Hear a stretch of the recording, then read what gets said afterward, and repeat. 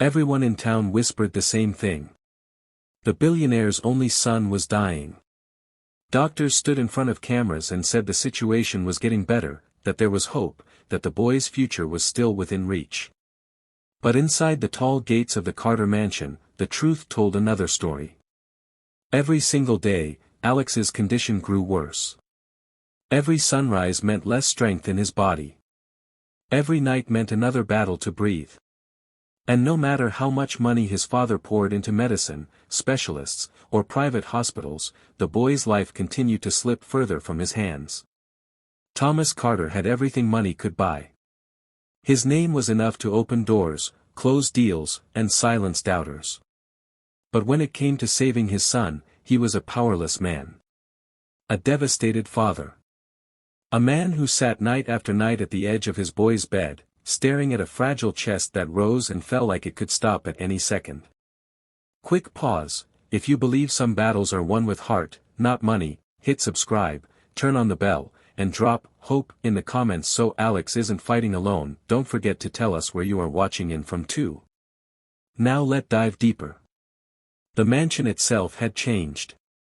Once filled with light, laughter, and the warmth of his late wife Alina, it now felt more like a museum of grief. Chandeliers sparkled but gave no comfort. Hallways stretched long and hollow, carrying only echoes of silence. Even the air seemed heavy. Servants came and went, but they never lasted. Not one maid could stay more than a few days. They all left, some in fear of the boy's unpredictable health, others because of the suffocating weight of sadness inside the house. One stayed longer than the rest. A week. That was the record. Thomas had grown tired of interviews. Tired of watching women and men come into the house full of smiles and promises, only to leave pale, shaken, and eager to forget they'd ever worked there. Each departure carved a deeper scar into his heart. It wasn't just about the help he couldn't keep, it was about what it meant. Even with wealth and power, he couldn't provide stability for his son. He couldn't even hire someone to stay long enough to help. So he tried another way. He hired a manager. The manager became his representative at board meetings, charity events, and negotiations. Thomas Carter, the man who once closed billion-dollar deals without flinching, now preferred to stay behind closed doors, by his son's side. He brought Alex with him to some meetings when he had no choice, always with dread simmering under his tailored suit. He feared that at any moment, any second, the illness would flare again. And in front of strangers, in front of cameras, the world would witness his helplessness. But the illness was not a stranger. It had been a shadow in their lives since Alex was born. Alina, his wife, had suffered a severe asthma attack just a year after Alex's birth and never recovered. She died before Thomas could even get her to the hospital. That night replayed in his mind like a broken record, her gasping, his desperate shouts for help, the uselessness of doctors who arrived too late. And Alex. Alex inherited a genetic predisposition that led him down the same path. Asthma. Chronic. Relentless. By 7 years old, the boy's condition had grown worse. Much worse. Thomas never spoke of it outside the family. He refused to let anyone call his son weak or sickly. So even the maids were never told exactly what the illness was. They were simply instructed to follow routines, give him his medication on time, and remain alert. But that secrecy only made things harder. They saw a boy who rarely spoke, rarely moved, rarely smiled. A boy who sat in silence, ate little, and spent hours staring at nothing. He didn't play with toys. He didn't laugh at cartoons.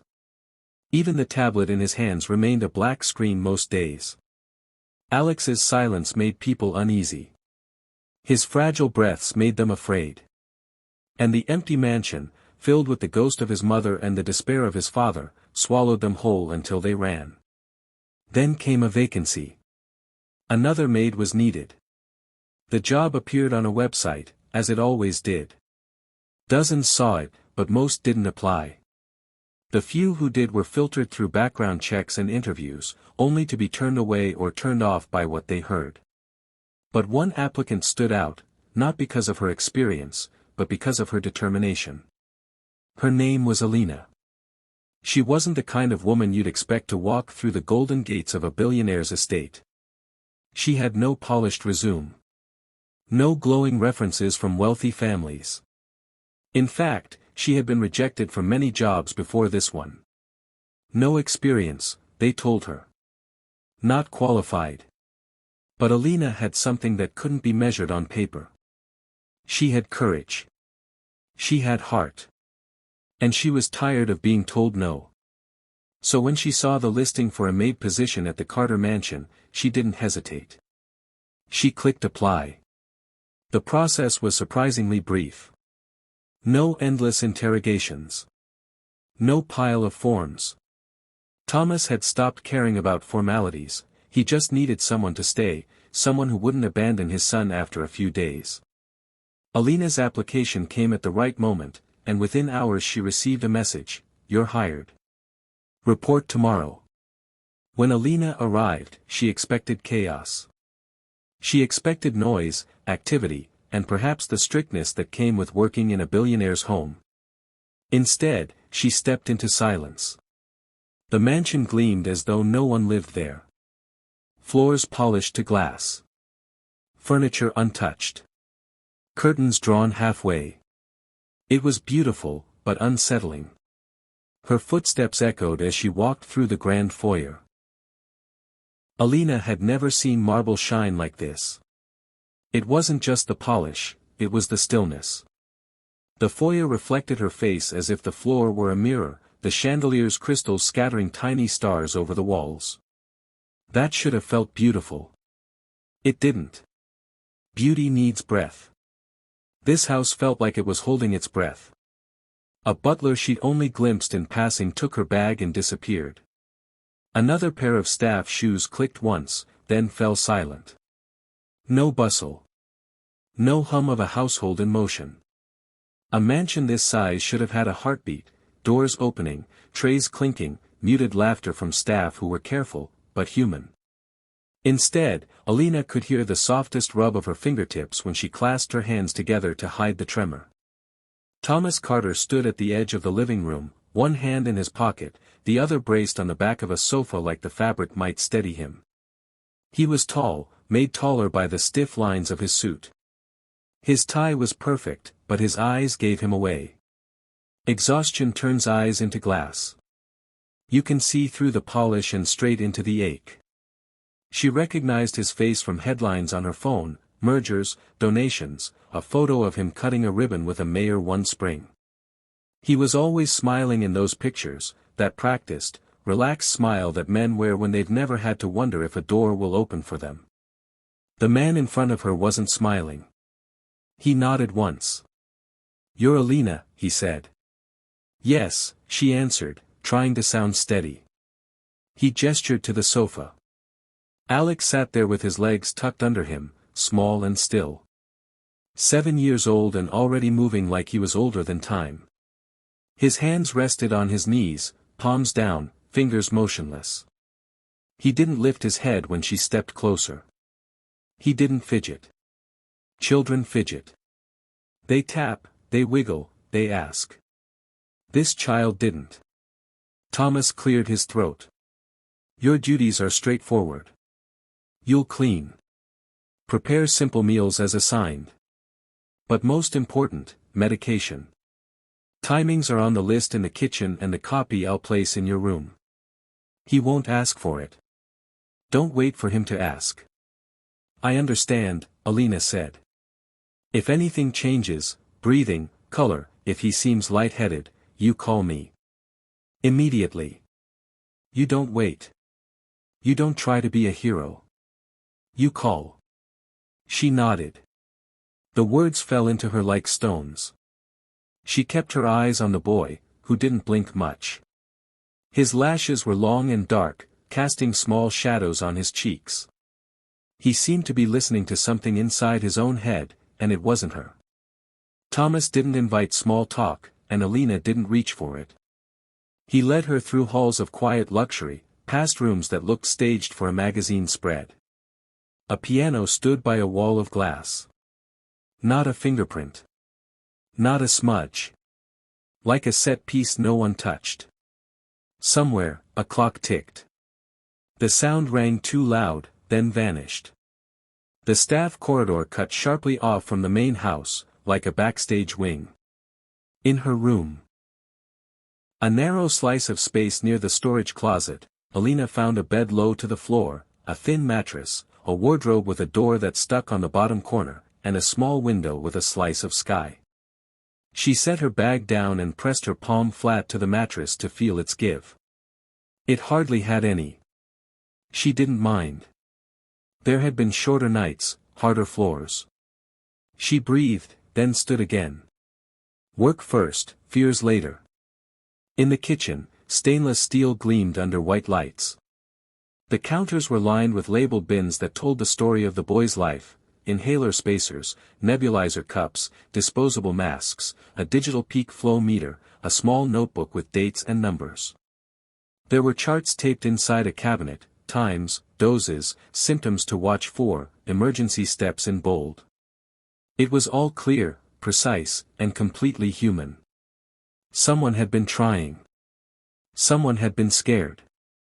She prepared Alex's lunch with careful hands. Thomas had said, simple, and there were instructions: broth, soft vegetables, a small piece of bread. Small wasn't a portion. Small was a warning. She arranged it on a tray, steadying the bowl with her finger as steam curled up. In his room, a wall of windows looked out onto a garden trimmed within an inch of its life. The bushes were perfect cones, the hydrangeas round and obedient, white as a christening gown. Alex sat in an armchair near the glass, legs tucked again, face turned toward the light like a quiet plant. "I brought your lunch," she said softly, setting the tray on the table beside him. "It's warm." He didn't answer. His eyes flicked once toward the bowl and then away. A longer blink and then stillness again. She stepped back so the steam could drift toward him and maybe carry the smell of warmth with it. She turned to the bed and straightened the duvet out of habit. It wasn't wrinkled.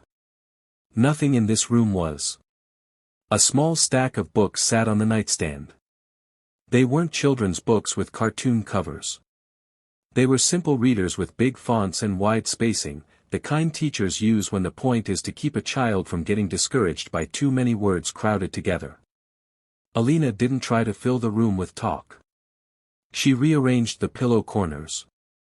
She wiped a fingerprint that didn't exist from the metal lamp base. In the mirror over the dresser, she caught a quick look at herself, hair tucked behind her ears, shoulders tense, a face trying to be useful. When she left, the boy had eaten 2 spoonfuls and set the spoon down with a tiny clink. The house manager, a woman with tidy gray hair and a measured tone, found Alina later near the laundry room. "You're new," she said. "Not unkind, just measuring. I'm Ms. Denton. I come by in the afternoons." Alina nodded. "I'm glad to meet you." The woman's gaze fell to the floor, rose again. "The boy doesn't speak much. He will, sometimes, to Mr. Carter. Otherwise, you'll need to be patient. Don't expect please and thank you. It isn't personal." "I understand," Alina said. Ms. Denton's mouth folded thoughtfully. "He used to attend school. Last spring, there were 3 incidents in 1 month. 1 in the classroom. 1 in the cafeteria. 1 on the playground." She hesitated, as if weighing how much to tell. "The last one was bad. Ambulance. Children watching. It frightened them. It frightened him. The school suggested home instruction after that. Safety, you know. Liability." The words settled like dust motes in sunlight. Home instruction.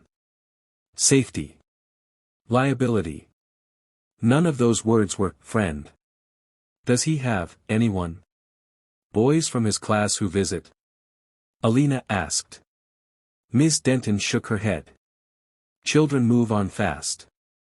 They mean well, then they forget to mean it. His father tried. Playdates that never quite happened. Parents who didn't want to risk an episode in their living room. People are kind in public. They're practical in private. Practical. Another word that can mean cold. Mr. Carter, Ms. Denton added, loves that child like a flame loves air. He gives him everything he can think to give. He just can't give him a normal day. No one here has been able to. That's why people leave. Not because they don't care. Because caring doesn't feel like enough. Alina thanked her. She folded towels because her hands needed something to do. The quiet scratched her skin. She had grown up in rooms where 5 conversations overlapped and the TV fought with the radio. Silence like this made every thought too loud. Evening brought a softer light to the hallways. The garden outside took on a muted gold. Alina carried dinner to Alex's room and knocked once on the doorframe. He was in the same chair, though the shadows had shifted across the carpet. She set the tray down and made a careful circle of the space, wipe, straighten, put away. She didn't speak unless she needed to. The boy's silence didn't feel like defiance. It felt like a bruise you don't press. He ate more at dinner. Not much. More than lunch. Progress measured in teaspoons. When she returned the tray to the kitchen, she found Thomas at the counter with a glass of water he wasn't drinking. He nodded at the tray. How was he? Quiet, she said. She didn't add, he's so quiet it makes my bones ache. Good, he said, and then closed his eyes for a second like a man trying to remember a prayer. The next morning, clouds hung low and heavy, and the mansion's brightness felt artificial in a way she couldn't shake. Alina followed the chart, prepared meds, checked the times on the tape schedule twice. She watched the rise and fall of Alex's chest the way you watch a streetlight when you're waiting to cross, ready to move if the color changes. He spent an hour tracing shapes in the condensation on the windowpane with his fingertip. Triangle, square, circle, circle, circle. She recognized the patterns because she was watching. She was learning his language. Quiet children have languages that talkers miss. She changed his sheets that afternoon, smoothing the fitted corners tight. When she knelt to tug the blanket free where it had caught near the footboard, her knuckles hit something stiff under the bed frame. She paused. Breathed once. Slid her hand into the shadow and closed her fingers around a folded sheet of paper. It could have been a drawing, a spelling test, a permission slip that never got turned in because school had turned into a ghost story here. She unfolded it carefully, edge to edge. The paper had been creased hard, as if small hands wanted to make it disappear. The letters were the blocky kind children make when they're learning to fit words into lines. I'm lonely and unhappy. I don't have friends.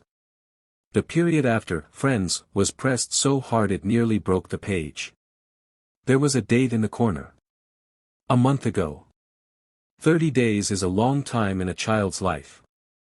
30 days is a lifetime in an empty house. Alina read it again, slowly this time, like the words might say something different if she gave them a second chance. They didn't. They only got heavier. The room seemed to tilt, not physically, but the way a story tilts when your understanding of the characters changes in a breath. She folded the paper back along the same lines, pressing the creases with her thumb the way you do when you're trying to honor a thing. She didn't know if she should put it back or keep it. Putting it back felt like pretending she hadn't seen it. Keeping it felt like stealing a secret. She slipped it into the pocket of her apron because there wasn't time to decide how to be the right person yet. She glanced up. Alex had shifted his gaze from the window to her hands. Not to her face. To her hands. Children notice where adults put their hands when something matters. His lips parted slightly and then closed. No sound. He didn't reach for her. He didn't look angry. He looked braced. That's the word. Braced, like a small tree in wind. It was under the bed, she said quietly, her voice the kind of soft you use near a sleeping baby or a wound. I was just cleaning.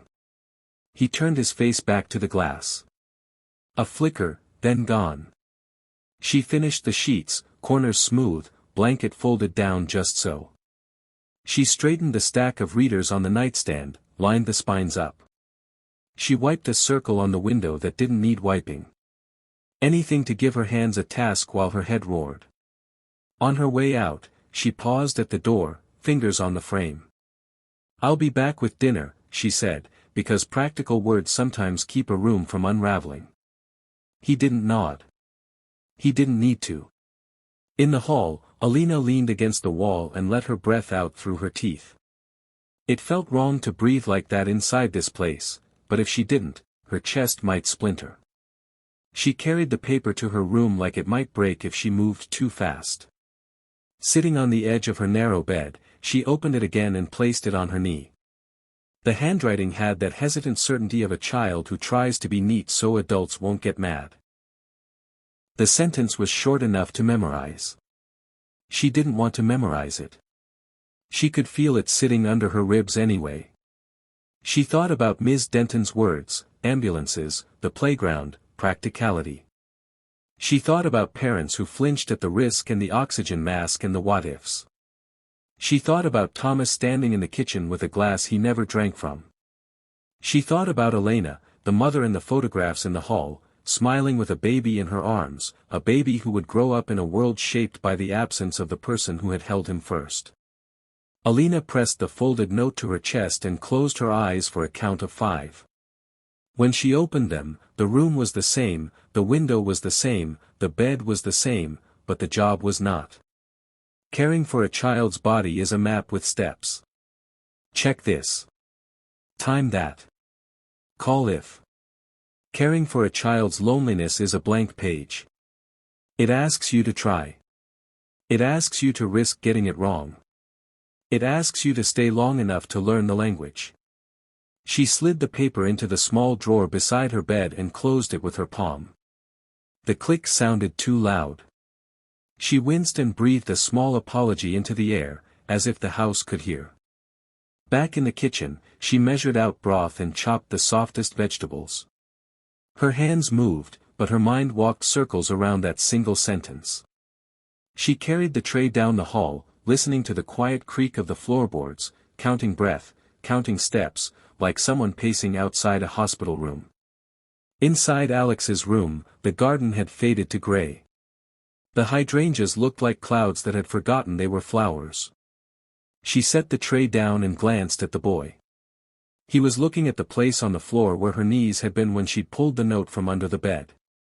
Children mark moments by where adults kneel. Dinner, she said softly. Broth and carrots. Warm bread. He shifted his eyes to the steam for a second, then away. She didn't mention the paper. She didn't say, I saw your secret. She didn't say, I'm sorry. She didn't say, me too, sometimes. Some things should be answered with action before they are answered with words. She straightened the corners of the duvet again because it gave her something to touch that wasn't him, wasn't the wound. He ate a little. She waited, not hovering, not gone. Present like a lamp that's on in the next room. When he set the spoon down, she took the tray, and for the first time since arriving, she let herself look at him long enough to memorize the slope of his shoulders, the way his sock slid a little on his heel, the small crease between his eyebrows that children shouldn't have yet. She held that picture the way you hold a fragile thing you might need later. She left the room. The door whispered shut. In the hallway, Alina leaned her head back against the wall and stared up at the ceiling. She counted the lines in the plaster, then stopped. Counting didn't quiet the noise in her head. She returned to the kitchen, washed the bowl, dried it with a towel that left no lint, and placed it back in its exact spot. She liked rules. She liked order. They made her feel competent in a world that didn't always give her permission to be. But as she stood there with dry hands and a clean counter, the truth felt simple and huge: order wouldn't fix this. She walked the darkening corridor to her room and opened the drawer. The folded paper waited. She didn't unfold it this time. She didn't need to. She slid it deeper, then closed the drawer slowly and laid her fingertips on the wood for a moment like a promise. Alina didn't know what she would do. Not yet. She didn't have a plan or a speech or a trick. She had a sentence written by a child and a stubborn streak that had carried her through too many slammed doors to give up now. In a mansion where everything looked expensive and nothing felt alive, a small, creased note had become the most valuable thing she'd seen. And in the room down the hall, a boy sat by a window, looking at a square of floor where a woman had knelt and pulled a secret into the light. She turned out her lamp and lay down carefully on the narrow mattress, like moving too fast might break the quiet. The house exhaled a slow, old breath. Somewhere, a clock ticked again. She closed her eyes and saw the sentence in the dark, white letters on black. Lonely. Unhappy. No friends. She didn't cry. Alina still couldn't sleep that night. The words from the note replayed in her mind like they had been burned into the back of her eyelids. I'm lonely and unhappy. I don't have friends. She had read it twice, then a third time, then a fourth, hoping the meaning would change if she just stared hard enough. It didn't. Each reading only pressed deeper, like a bruise that spread. She lay on her thin mattress, one arm behind her head, eyes fixed on the narrow window above her. The house was silent. Too silent. No soft padding of footsteps. No night TV hum. No doors opening down the hallway. Even the air conditioning sounded like it had been muffled, as if the entire mansion was listening. She thought about her own childhood. How noise was always around, her siblings arguing over the TV remote, her aunt yelling for someone to grab the laundry, cousins screaming outside during games of tag. She remembered wishing for quiet once or twice back then, but now she understood something she hadn't as a child. Quiet wasn't always peace. Sometimes quiet was emptiness. Sometimes quiet was loneliness that had stretched so far it swallowed the sound of life. And that was Alex's entire world. She couldn't stop picturing him, 7 years old, sitting in that chair by the window, his face turned away, his body shrunken into itself. Not angry. Not rebellious. Just, gone. Like a little soul folding inward because no one could reach it. By morning, Alina had made a decision. She couldn't leave things as they were. If the paper under his bed was a cry, then she had heard it. And if she had heard it, she couldn't ignore it. The next day she moved through the kitchen slower, thoughtful. She checked his medications, double-checked the dosage written on the paper chart taped to the cabinet. Everything looked the same. But inside her, something wasn't. She carried Alex's breakfast tray to his room. He sat in the chair again, sunlight spilling across the carpet near his feet. Without speaking, she set the tray down. He barely glanced at it. She lingered, rearranging the blanket at the edge of his bed even though it didn't need fixing. "Good morning, Alex," she said quietly. No answer. "It's warm today," she tried again. "Maybe you'd like to sit in the garden later." Still nothing. His hand reached for the spoon slowly, like it weighed too much. Alina pressed her lips together, resisting the urge to sigh. Forcing words on him wouldn't work. She needed another way. In her small room, after clearing the dishes, she pulled the drawer open and took out the note she'd found. She unfolded it and stared at the blocky letters again. Lonely. Unhappy. No friends. A thought flickered. If he had been brave enough to write those words down, if writing was his way of letting the world know how he felt, then maybe writing could be the bridge. She rummaged through her bag until she found a notepad and pen. She sat cross-legged on her bed, tapping the pen against the paper. What do you even say to a child who had already given up on the idea of having friends? Her first attempts looked clumsy. Don't be sad. Too flat. Everything will be okay. Too vague. She chewed the end of the pen, thinking. Then she wrote something simpler. Something she wished someone had said to her when life had knocked her down. Don't give up. You'll get better soon. She folded the paper into a small square and slipped it into her apron pocket. That evening, she carried Alex's dinner tray into his room. He sat in the same chair, the same stillness. She placed the tray on the small desk beside him and, with fingers that trembled just slightly, slid the folded note under the edge of the plate. "Dinner's ready," she said softly. "I'll be back for the tray later." He didn't look at her. She didn't expect him to. She gave a small nod to herself and left. In her own room, she paced. Her thoughts churned. Would he notice it? Would he throw it away? Would he even care? Maybe she was foolish, grasping at straws. But maybe, just maybe, a few words could remind him that someone was paying attention. When she returned to collect the tray, the plate was mostly untouched, but the note was gone. Her heart gave a small, startled leap. The next day she tried again. Another note, this one tucked neatly under the bread. "You are not alone." This time, when she picked up the tray, she saw the note folded tightly, tucked into the corner of the desk. He hadn't thrown it away. He had kept it. For 3 more days, she continued. Each message small, no longer than a sentence. "I believe in you. You are stronger than you think. You can always count on me." She never mentioned them out loud.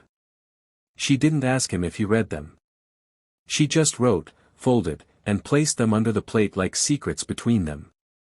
Slowly, she noticed small changes. He didn't eat much more, but he ate with more steadiness. His eyes lingered on her hands a second longer when she set the tray down. He shifted in his chair as if he was listening. Tiny things. But for a boy who had spent months retreating into silence, they felt monumental. One evening, Alina carried his tray into the room, balancing the small bowl of soup with her left hand. She had slipped another note under the plate. This one carried more weight than the others. "You can always count on me." She set the tray down gently, as always, and turned to straighten the blanket on his bed. When she reached for the tray a while later, expecting the same routine, she felt resistance. Alex's small hand was holding on to the edge of the tray. Her heart skipped. She looked down. He was staring at her hand, not her face, but his grip tightened. She froze, waiting.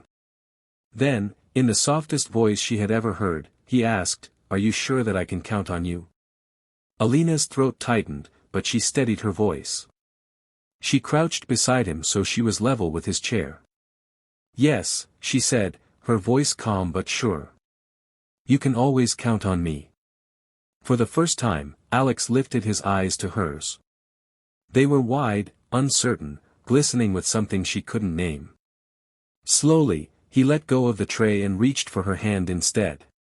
His fingers were small, fragile, but the grip was fierce, desperate. Then, without warning, he leaned forward and hugged her. Alina held still, then wrapped her arms around him gently, careful not to crush his thin frame. Her eyes stung as she whispered, "I'm not going anywhere, Alex. I promise." For the first time since she stepped into the mansion, the silence broke. It wasn't laughter yet. It wasn't words flowing freely. But it was a beginning. A fragile thread of trust. And Alina knew, deep in her heart, that everything had just changed. Thomas Carter had spent years watching his son through the eyes of despair. Every attempt to keep him alive felt like a transaction, money for medicine, doctors for promises, equipment for thin hope. He'd grown used to waiting for the worst, bracing for the phone call, the sound of choking breath, the panic of rushing to hospitals. Hope was something he had stopped reaching for. It hurt too much to lose. But over the past few weeks, he had begun to notice something he hadn't seen in years. Subtle things. Things no one else might catch. Alex was eating more, not much, but more than 2 spoonfuls of soup. He was sitting a little straighter in his chair, no longer folding into himself completely. And when Alina entered the room, his eyes followed her hands, his shoulders shifted toward her, like a plant leaning toward sunlight. Thomas told himself not to believe it. He told himself it was a phase, a coincidence, that the boy would retreat again. He tried to lock the fragile thing out of his chest. But fathers know when their children are changing. And Thomas couldn't deny that his son was responding. One evening, Thomas returned from a meeting earlier than expected. He walked quietly down the hall toward Alex's room. The door was ajar. He stopped, his hand on the frame, and peered inside. Alina was kneeling beside Alex's chair, holding his hand. She was speaking softly, though Thomas couldn't catch the words. Alex wasn't slumped this time. His head was tilted toward her, his small fingers wrapped tight around hers. It was such a simple scene. Nothing dramatic.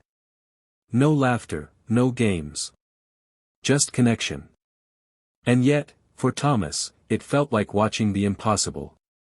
For years, no one could get through to Alex, not tutors, not specialists, not therapists. But here was a young woman with no experience, no grand methods, sitting quietly and somehow reaching his boy. Thomas's throat tightened. Gratitude rose, but so did something else. Jealousy. A raw sting. Was his son trusting someone else more than him? Was his own presence not enough? He had given everything, his time, his money, his soul, to keep Alex alive, and yet the boy had never looked at him that way. He stepped back into the hall before they could notice him. He pressed his palm against the wall, chest heavy with emotions he couldn't name. That night Thomas couldn't sleep. He sat in his study with the lights low, a glass of untouched whiskey sweating on the desk. Papers lay in neat stacks, but he wasn't reading them. He stared at nothing, his mind circling the same thought: why her? Why did Alex respond to Alina and not him? Was it because she wasn't family, because she carried no weight of grief? Or was it simply because she was there in a way no one else had been, steady, quiet, unafraid of his silence?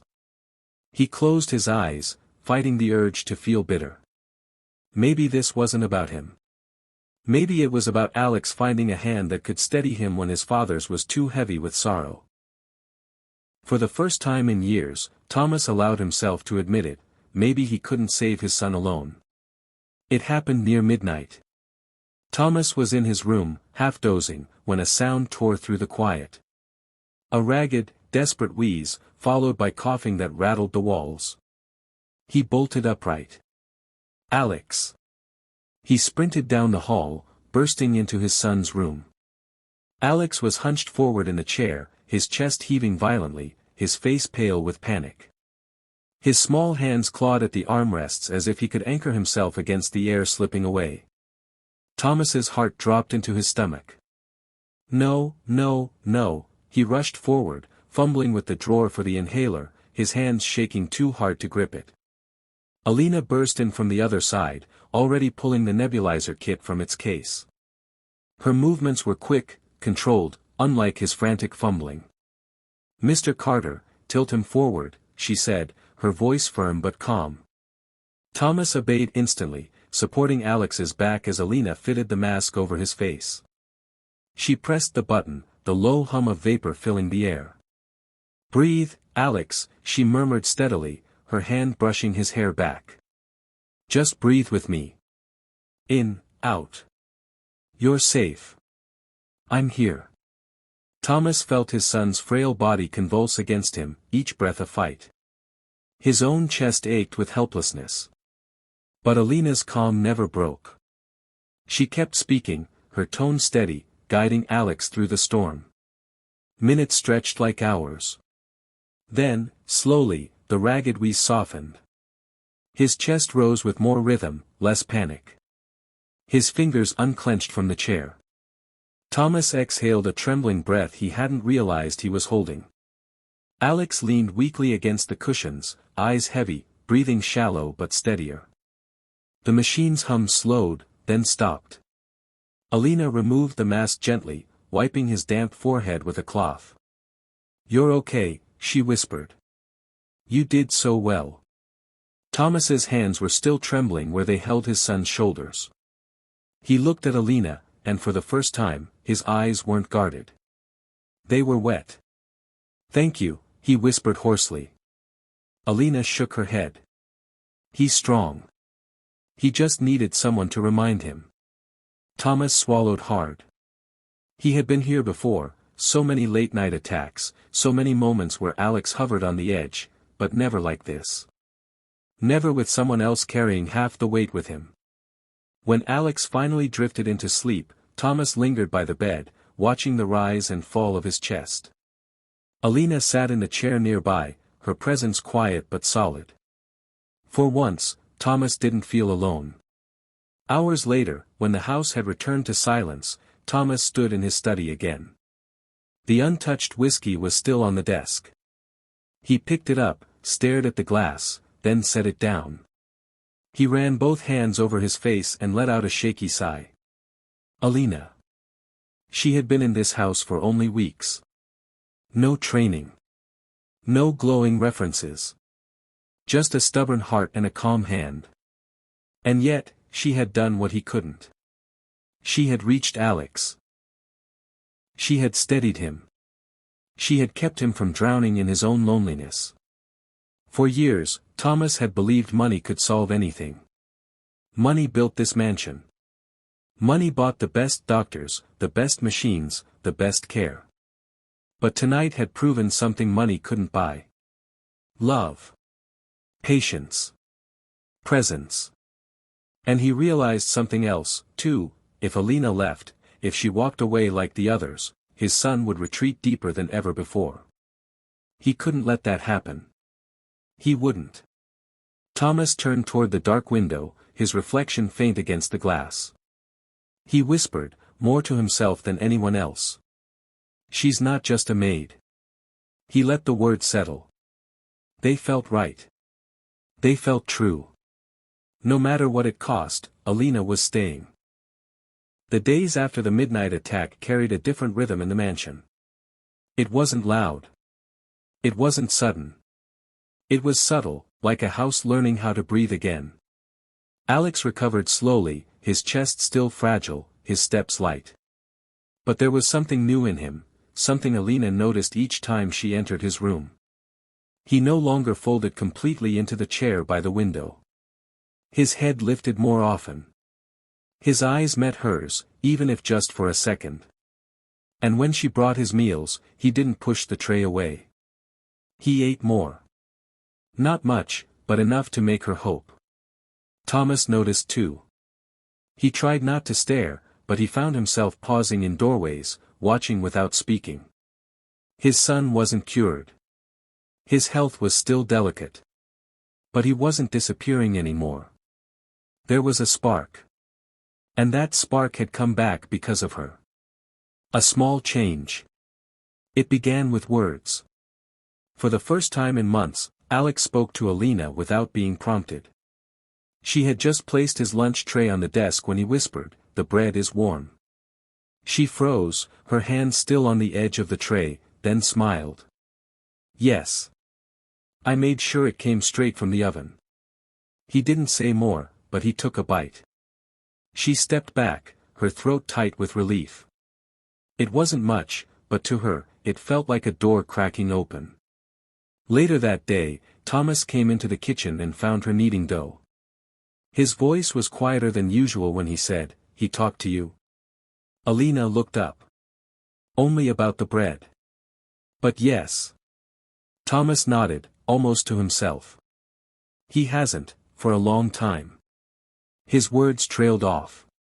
Then he turned and left, leaving her with flour on her hands and the strange warmth of victory in her chest. Days stretched into weeks, and Thomas began joining them more often. At first, he stood in the background, near the window, watching silently as Alina guided Alex through meals. But gradually, he inched closer. He would sit on the couch, reading papers while his son ate, or sometimes just listening while Alina read from one of the simple books. One evening, Alina found a small children's storybook left open on the desk. The bookmark was positioned neatly halfway through. She looked at Alex, who traced the page with his finger. "Did you read this?" she asked. He nodded once. "With Dad." The words made her heart swell. Slowly, father and son were finding their way back to each other. It was early morning when Alina entered Alex's room to tidy. The curtains were half drawn, letting in soft stripes of light across the bed. As she smoothed the blanket, her hand brushed something under the pillow. Another folded paper. Her chest tightened. She sat on the edge of the bed and unfolded it carefully. The handwriting was the same blocky scrawl, but the words were different this time. "I'm not lonely anymore. Thank you." Tears stung her eyes. She pressed the note to her chest, her throat burning. The first note had shattered her heart. This one stitched it back together. When she looked up, Alex was watching her quietly from his chair. He didn't say anything. He didn't need to. His small smile was enough. That afternoon, something extraordinary happened. Alex asked to go outside. It was a simple request, soft, almost uncertain, but it caught Alina and Thomas off guard. Thomas hesitated at first, fear flickering across his face. The air outside could be unpredictable. But Alina placed a gentle hand on his arm. "He needs this," she whispered. So together, they walked slowly to the garden. Alex's small hands held both of theirs, one in his father's, one in Alina's. Step by step, he moved across the stone path, the grass whispering under his shoes. For the first time in years, sunlight touched his face not through a window, but directly. He squinted, then smiled faintly.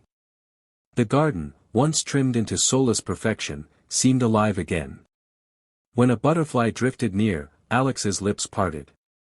A small, clear laugh escaped him. It was light, almost fragile, but it was laughter. The sound carried through the air, bouncing off the walls of the mansion that had been silent for far too long.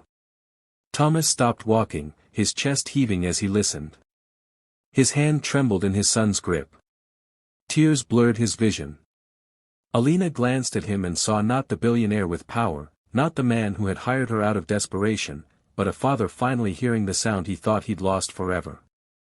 As the sun dipped low, the three of them sat together on a bench in the garden. Alex leaned against his father's arm, tired but content. Alina sat on his other side, the note still tucked safely in her pocket. Thomas broke the silence first. His voice was rough. "Thank you, Alina." She shook her head softly. "I only reminded him that he wasn't alone." Thomas looked at his son's sleeping face and whispered, "Sometimes that's more powerful than anything money can buy." Alina smiled faintly, brushing a strand of hair from her face. For the first time since stepping into this house, she didn't feel like a stranger or just an employee. She felt like she belonged. She slipped her hand into her pocket, feeling the folded paper again. "I'm not lonely anymore. Thank you." She knew she would keep it forever. Not as proof of what she had done, but as a reminder of what was possible when someone refused to give up. The mansion was no longer silent. It was breathing again. And that's how one woman with no experience, no references, and no reason to believe she'd make a difference ended up saving a billionaire's only son from the darkness of loneliness. What do you think, bestie? If you believe love heals more than money ever could, share your thoughts in the comments. Don't forget to subscribe for more powerful stories like this, and if this touched your heart, hit the like button so more people can hear Alex's journey. Because sometimes, the smallest act of kindness can change everything.